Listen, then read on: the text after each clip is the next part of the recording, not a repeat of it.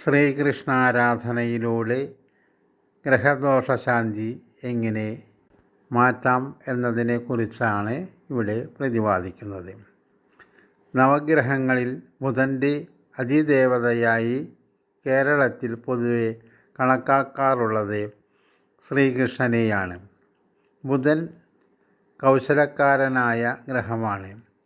എല്ലാം വളരെ കൃത്യതയോടെ നിരീക്ഷിക്കുന്നതിനും മനസ്സിലാക്കുന്നതിനും ബുധനുള്ള സാമർഥ്യം മറ്റൊരു ഗ്രഹത്തിനുമില്ല. ഭഗവത്ഗീതയിൽ കൃഷ്ണൻ യോഗമെന്താണ് എന്ന് 2 തവണ വിവരിക്കുന്നുണ്ട്. യോഗം കർമ്മസു കൗശലം എന്നും സമത്വം യോഗ ഉച്ചതേ എന്നും. ഈ രണ്ടും ബുധന് ചേരുന്ന ഗുണങ്ങളാണ്.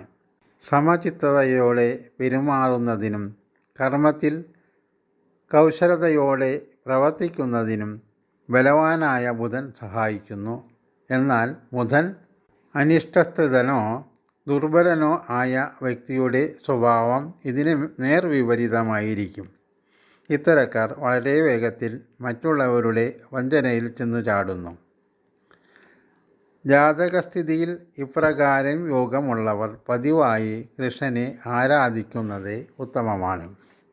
കൂടാതെ ഭഗവത്ഗീത അർത്ഥം നല്ലതുപോലെ മനസ്സിലാക്കി പഠിക്കുന്നതും പ്രയോജനപ്പെടും.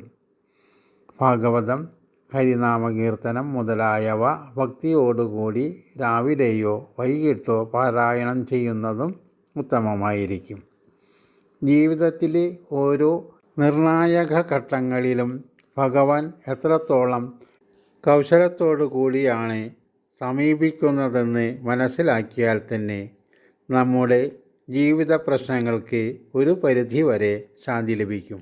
ബുധൻ നക്ഷത്രാധിപരായ ആയില്യം, തൃക്കേട്ട, രേവതി നക്ഷത്രക്കാർ പതിവായി കൃഷ്ണനെ ഭജിക്കുന്നത് നല്ലതാണ്.